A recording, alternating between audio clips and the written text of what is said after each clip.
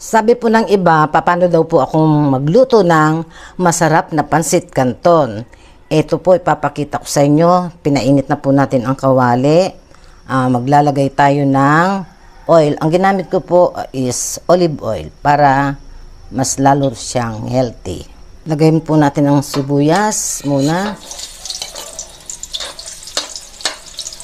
Isunod natin po ang bawang.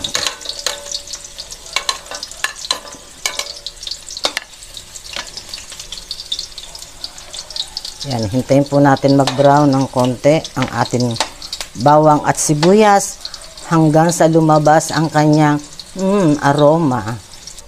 Yan, isunod po natin ang ating chicken. Yung pong chicken, cubes ko na lang po. Yan. Haluin natin.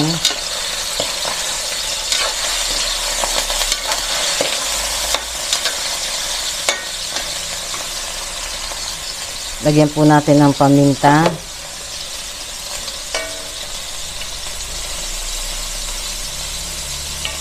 Yan po, paminta. Haluin pa uli.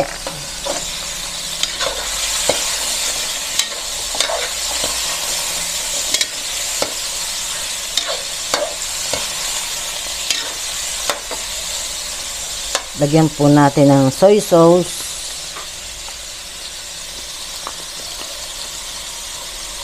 Dato puti soy sauce. Yan.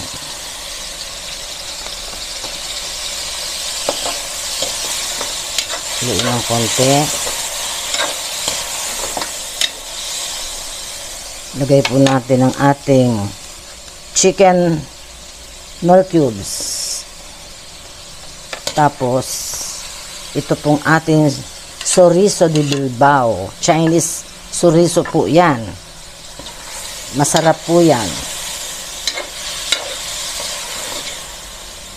Maraming klase ng chorizo. Gaya ng nabanggit ko nung sa ibang content ko pag nagluluto ako ng pansit. Iba po yan. Masarap siya. Chinese chorizo de Bilbao. And then, lagay po natin yung ating carrots muna. Igisa yung ating carrots para lumambot.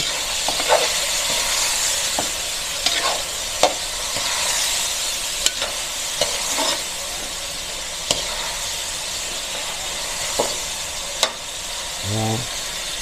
Lagyan na po natin ng pinakasabaw niya. Kaya wala po tayong broth, chicken broth. Kaya nilagyan natin siya ng nor chicken. Nilagyan natin. Yan, pakulin muna po natin yan. Ayan po, kumukulo na. Atin nang ilagay yung ating pansit canton. Ayan.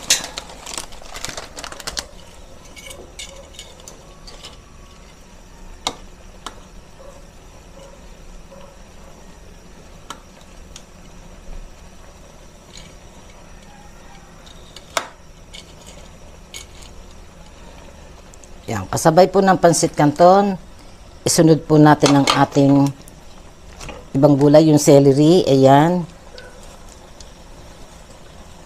Kasi habang naluluto yung pansit canton, lumalambot. Nalambot na rin yung ibang gulay. Haluin po natin.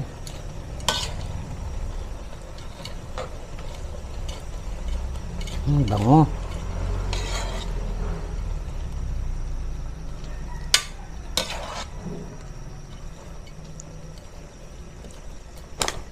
Isunod na po natin yung ating repolyo. Dami.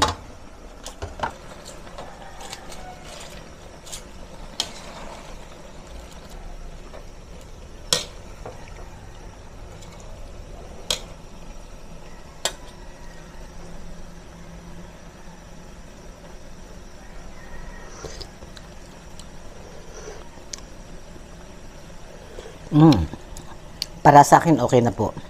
Kasi yung canton maalat din yan. Tapos nilagyan pa natin ng chicken cubes. 'Di ba? Alam natin ang chicken cube ano 'yan. maalat din yan. May alat din siya. So, ayan. Ayan. Ayoko sa pansit, mapakanton or bihon yung sobrang dry. Gusto ko meron siyang konting sauce. Lagyan po natin ng konting MSG para lalong sumarap yung ating pansit at ating haluin uli. Yan. Yan. Okay na po. Luto na yan. Hello po. Ayan. Eto, tikman na natin yung ating niluto. Yan. Kita nyo. Yan. Tikman. Naglagay po ako ng konting kanin. Kasi mas gusto ko ang may kanin pag ako'y kumain ng pansit. Hinahaluan ko ng kanin. Yan. Yummy, yummy. Yummy, yummy. Yan. Yan, may konti siyang basa siya. Ayoko kasi ng dry sa pansit. Ang dami kong sinando, kakala mo namang maubos ko. Konti-konti lang akong kumain. Yan. Yan, kita nyo, siya, medyo basa siya. Dahil ayoko ng tuyon-tuyo.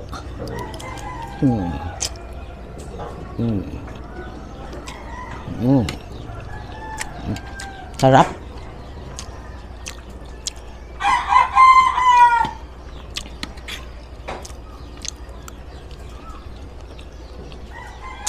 Crunchy ang gulay.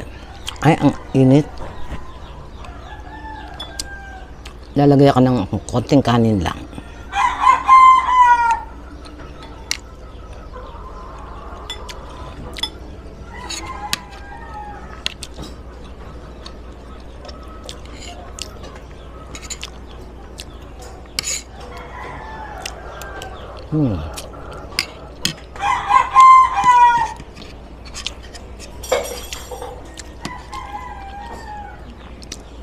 Masarap tong na to. Masarap yung texture ng kanyang pagkakanton.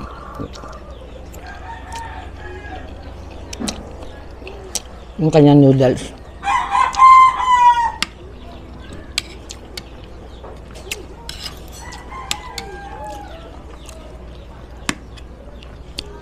Ito sa Chorizo de Bilbao.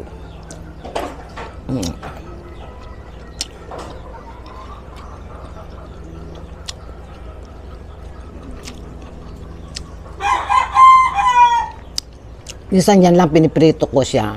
Tapos inuulam ko sa kanin. Yung ganyang klase ng Chorizo de Bilbao.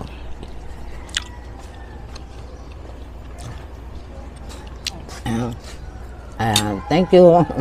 May panghimagas ako pinya. Slice ni Chris. Ayan.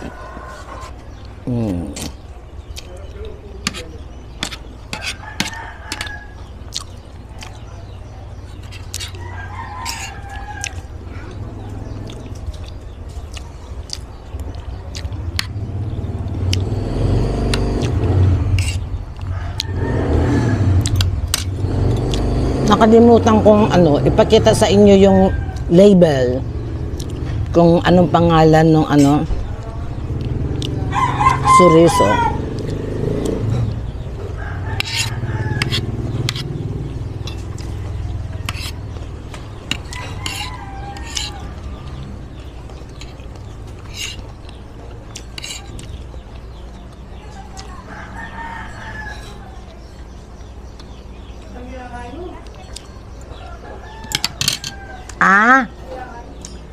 Pansit, kanton.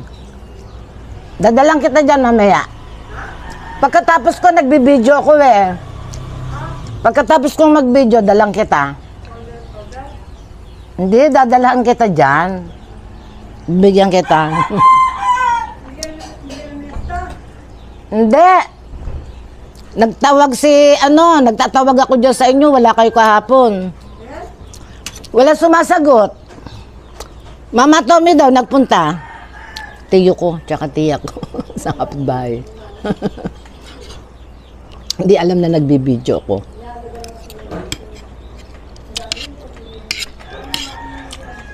Piyesta kasi doon sa kahapon.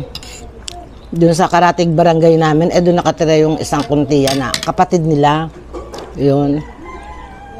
Nag-invite naman. Kaso lang super init.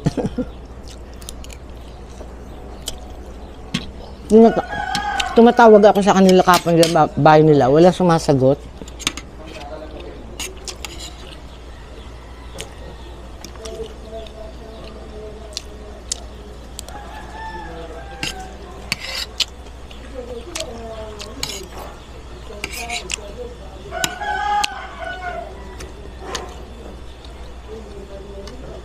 Sarap.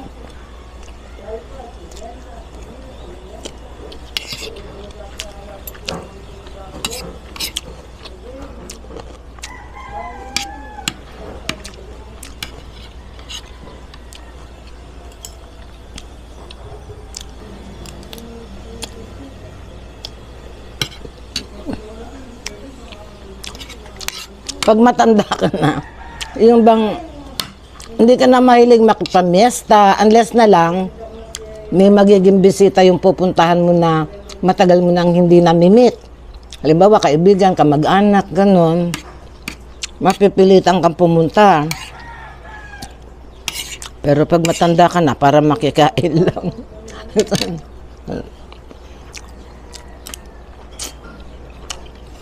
Ang habol ko doon, kaya ako nagpupunta, yung ano ba, banding.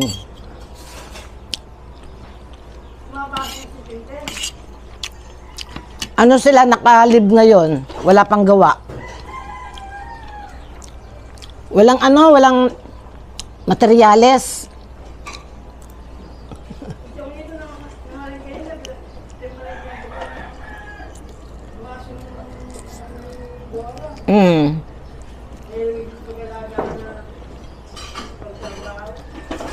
Luluwas na siya bukas.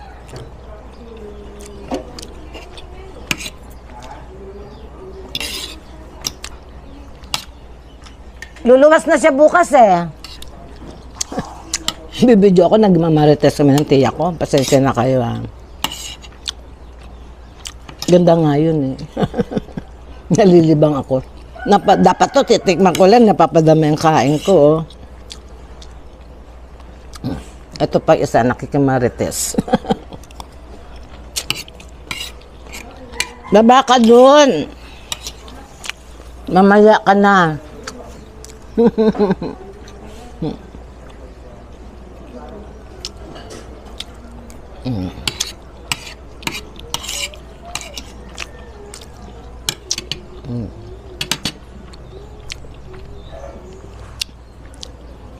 Tikman natin tong ano ko matamis. Matamis daw eh.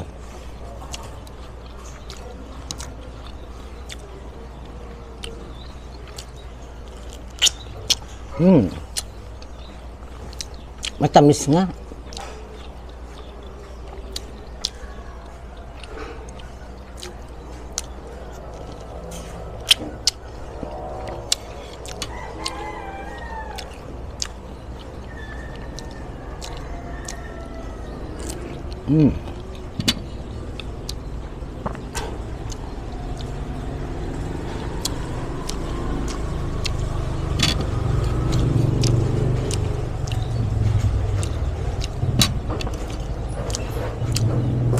Ay! Naubo. Sinisipong ka. Baba dyan, baba.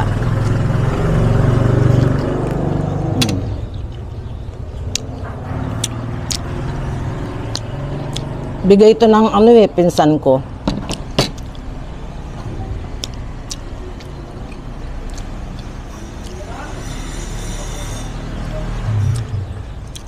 Okay, hanggang dito na lamang po. Iinom muna ako. Maraming salamat po sa lahat. Sa mga sumusuporta po sa channel ko. Maraming salamat po. Baka po meron po dyan hindi pa nakakapag-subscribes. Subscribes na po. Ayan. Magandang araw po sa atin lahat. I love you all. God bless.